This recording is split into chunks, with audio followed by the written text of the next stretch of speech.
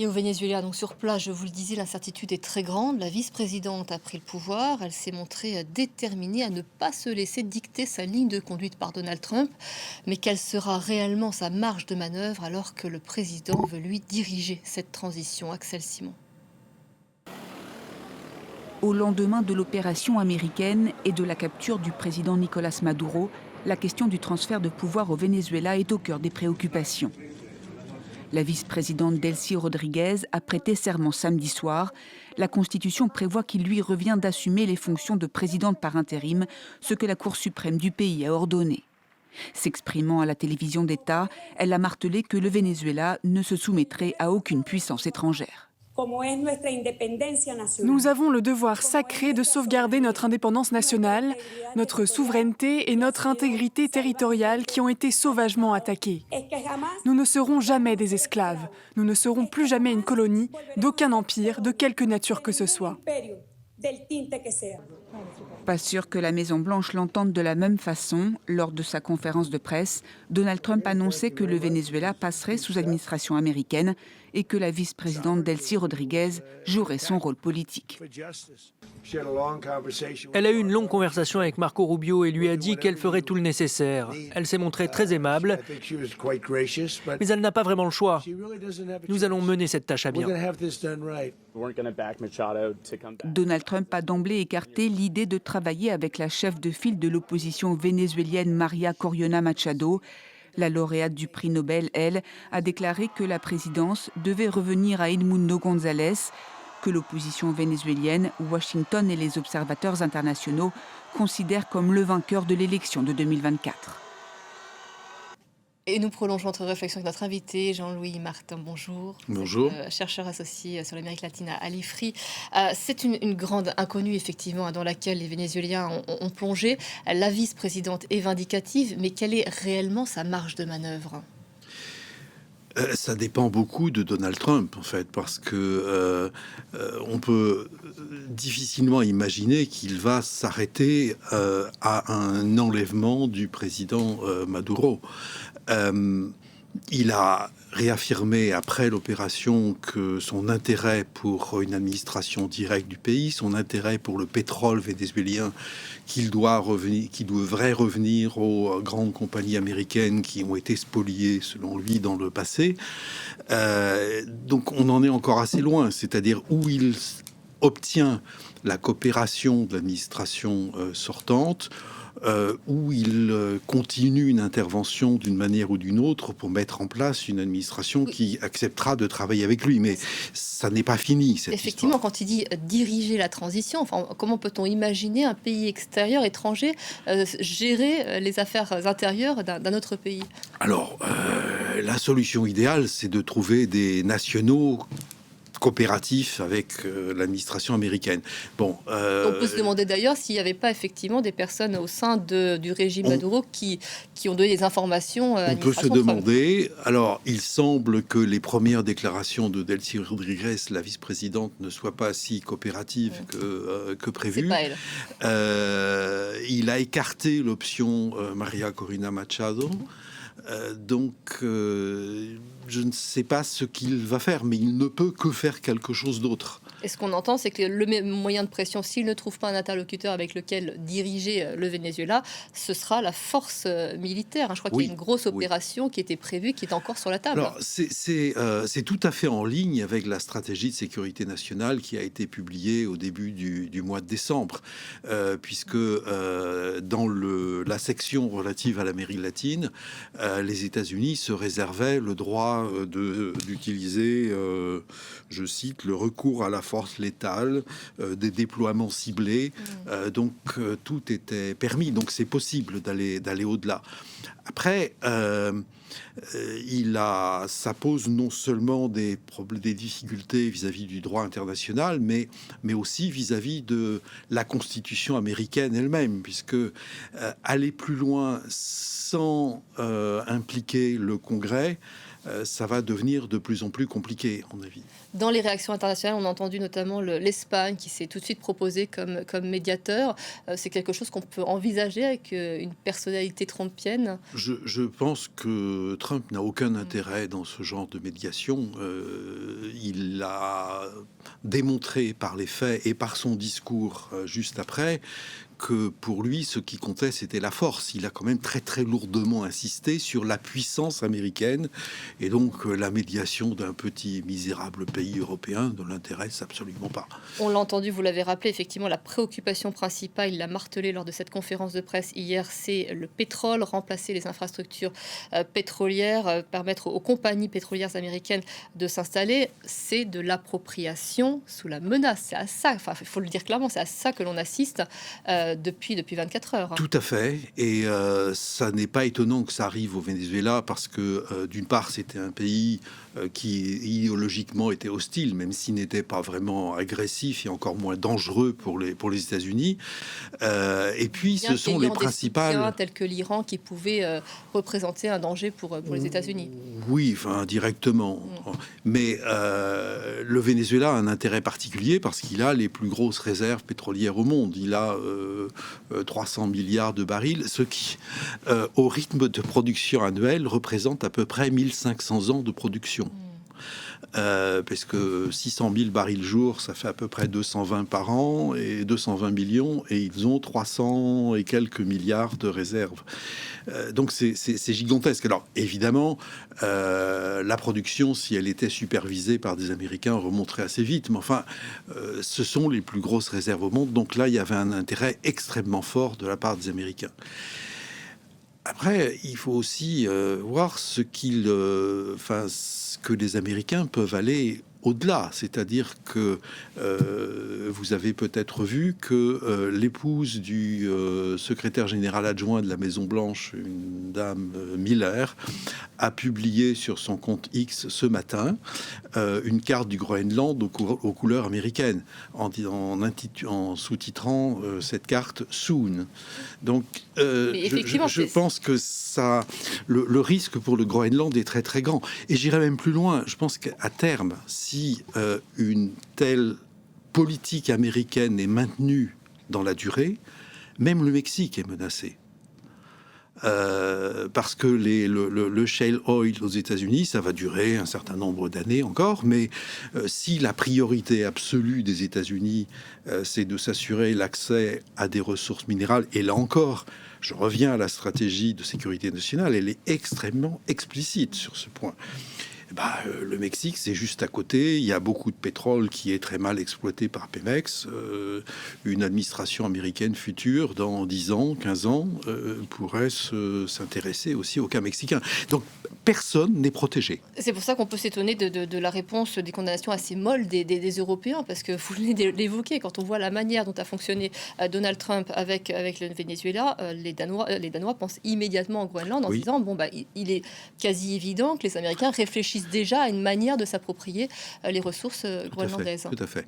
La faiblesse de la réaction des Européens, très honnêtement, enfin, il y a des tas de choses que je comprends pas, mais c'est vraiment quelque chose que je ne m'explique pas. Je ne comprends pas, vraiment pas, comment on peut avoir des réactions aussi faibles, alors que nous pouvons assez rapidement nous retrouver directement menacés. Et puis cette je dirais suprématie américaine, en Amérique latine, elle s'exerce surtout sur des plans politiques. On a les amis, on a les ennemis, et sur le plan des matières premières, mais elle s'exerce absolument dans tous les domaines, y compris, par exemple, sur les questions de technologie. On peut assez facilement imaginer quand même des sanctions parce que il y a une législation bruxelloise qui plaît pas à Monsieur Trump. Donc, nous sommes directement menacés. Et on ne réagit pas.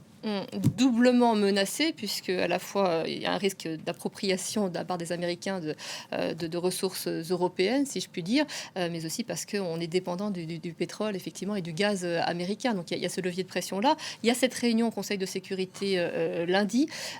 Quels sont les leviers, justement, des Occidentaux, des Européens? Est-ce qu'il va y avoir un moment, ils vont avoir l'occasion de dire non, c'est pas tolérable, parce que c'est ouvrir une boîte de Pandore, on le sait très bien, pour la Chine notamment, qui a immédiatement condamné et réagi, mais qui considère que Taïwan lui appartient, donc qui est beaucoup plus légitime que le Venezuela.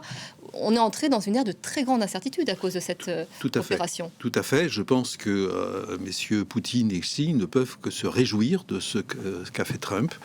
La réunion du Conseil de sécurité ne donnera rien, bien sûr, puisque toute condamnation se verra opposer un veto américain, donc il n'en sortira rien du tout.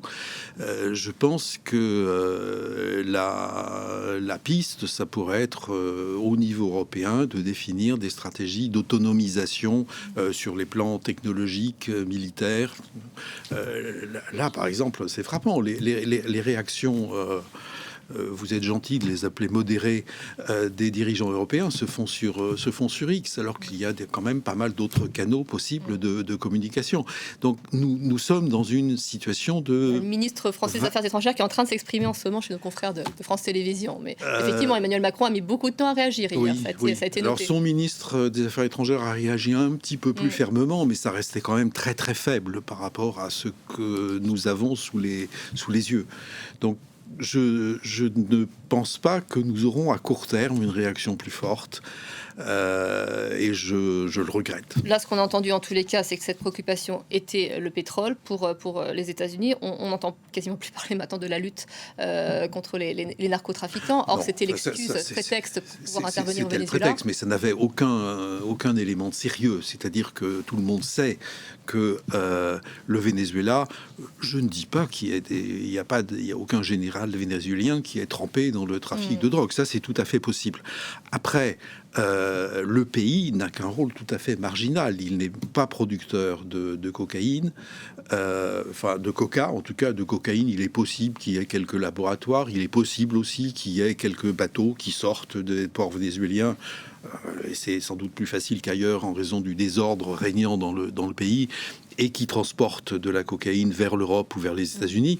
Mais tous les gens qui s'intéressent au sujet savent que l'essentiel passe par le Pacifique, vient de Colombie, d'Équateur et du Pérou, et ne passe pas par le Venezuela. Quant au fentanyl, il y a rigoureusement zéro production au Venezuela. C'est quelque chose qui se passe entre la Chine, le Mexique et les États-Unis, où il y a aussi une production locale d'ailleurs.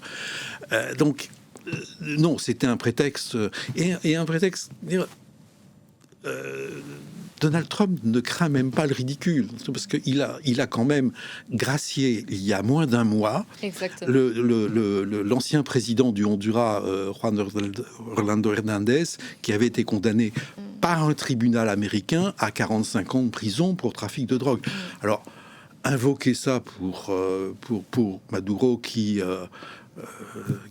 n'avait vraiment qu'un rôle marginal. Encore une fois, je n'exclus pas qu'il y avait des gens qui trempaient au Venezuela. Après, je pense que ce ne sera pas très compliqué de fabriquer des éléments aux États-Unis pour le faire condamner. Autre pays qui peut s'inquiéter, c'est la Colombie. Je cite Donald Trump, il a dit au président colombien de faire gaffe à ses fesses. Effet domino aussi, on pense à Cuba, on pense à Haïti. Alors, voilà, il y a d'autres pays aussi qui peuvent être touchés par cette opération. La Colombie, j'y crois moins, pour plusieurs raisons. D'abord parce qu'il y a un appareil militaire qui est quand même autrement plus sérieux que celui du Venezuela. C'est une armée qui fait la guerre depuis 50 ou 60 ans quand même. Donc ça serait sans doute plus difficile ou alors il faut les mettre de son côté, mais ça va être compliqué aussi. Par ailleurs, et surtout en fait, il y a des élections législatives qui se tiennent en mars en Colombie, qui vont très très probablement être gagnées par la droite. Il y a des élections présidentielles en mai et juin pour le deuxième tour, où la droite est assez nettement favorite aussi, même si, comme elle est divisée, il n'est pas totalement exclu que le candidat de gauche soit élu. Mais bon, je veux dire, il peut être quand même que les États-Unis, il y aura quelqu'un autour de Trump qui lui dira qu'on peut peut-être avoir quelques mois de patience pour voir ce qui se passe en Colombie. En revanche, Cuba dépendant complètement du Venezuela. Oui.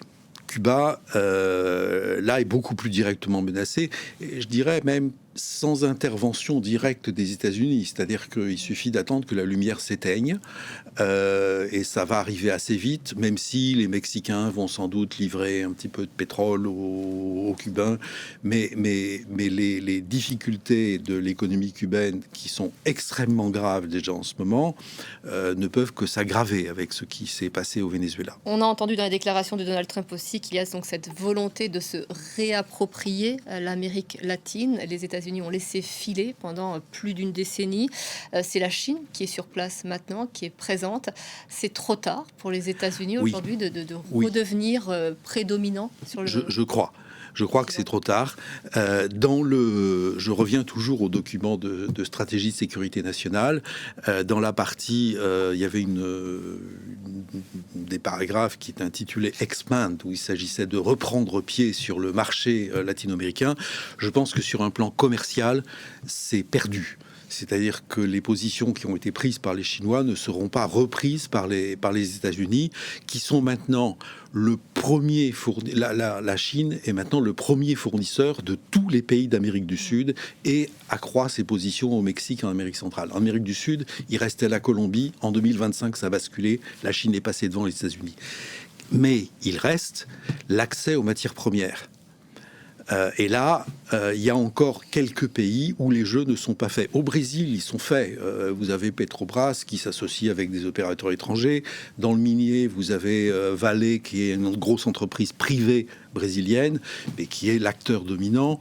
Il y a les Australiens de BHP qui sont là. Il n'y a plus beaucoup de place à prendre pour des entreprises américaines. Il reste 2 pays où le jeu n'est pas fait. C'est le Venezuela et l'Argentine. Et on a vu les 20 milliards apportés à Milei, et 3 semaines après, on a eu un accord commercial totalement déséquilibré entre l'Argentine et les États-Unis. Et maintenant, vous avez cette opération au Venezuela. C'est finalement très transparent. Et je dis ça de manière un peu honteuse parce que, très franchement, je n'anticipais pas ce qui s'est passé hier. Je croyais qu'il y aurait encore un minimum de respect. Mais enfin là, il faut revenir à Pierre Dac. Quand les bornes sont franchies, il n'y a plus de limites. Et pour reprendre, je cherchais justement la déclaration d'Antonio Guterres. C'est un dangereux précédent qui vient d'être franchi. Mais on n'attend pas grand-chose du Conseil de sécurité lundi. Merci beaucoup, Jean-Louis Martin, d'être venu sur ce plateau.